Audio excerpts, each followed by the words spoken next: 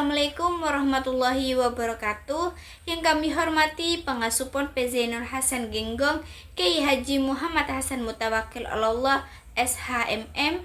Yang kami hormati Rektor Unza Bapak Dr. Abdul Aziz MAG. Yang kami hormati Kaprodi yakni Bapak Firdaus Ainul Yakin MPDI. Dan yang kami hormati dosen pengampu mata kuliah Konsep Dasar IPS dan teman-teman seperjuangan. Perkenalkan, nama saya Umniatul Sulfa dari Prodi PGMI kelas 3B semester 3. Nah, pada kesempatan ini saya akan menyampaikan materi tentang ekonomi koperasi dan bisnis di Indonesia. Untuk peta konsepnya itu sendiri seperti ini.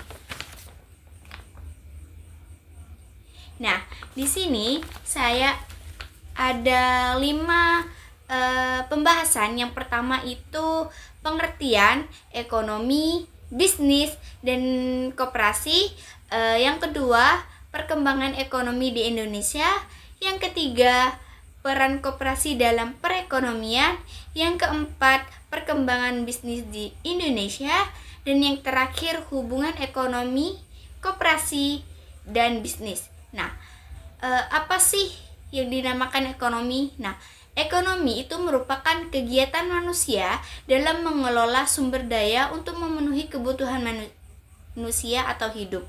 Nah, ekonomi ini sangat berpengaruh dalam kehidupan sehari-hari karena menentukan bagaimana masyarakat memenuhi kebutuhannya.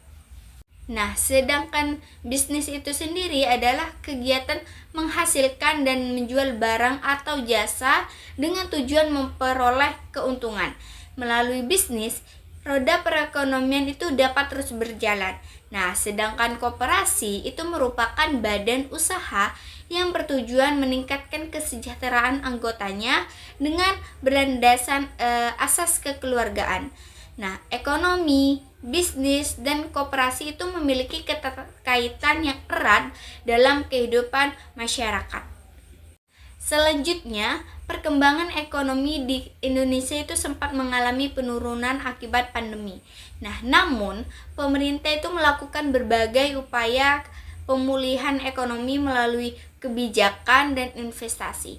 Nah, saat ini pertumbuhan ekonomi itu mulai stabil dan menunjukkan peningkatan kembali yang menandakan kondisi ekonomi perlahan membaik.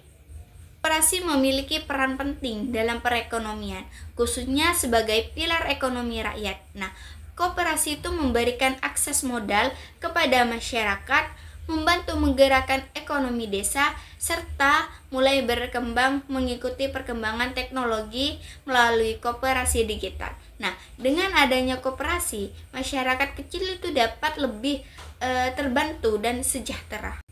Perkembangan bisnis di Indonesia itu juga terus mengalami pertumbuhan yang pesat, terutama pada sektor UMKM dan bisnis digital. Nah, banyak perusahaan itu berbasis teknologi bermunculan, serta berbagai inovasi yang membuat model bisnis itu semakin berkembang.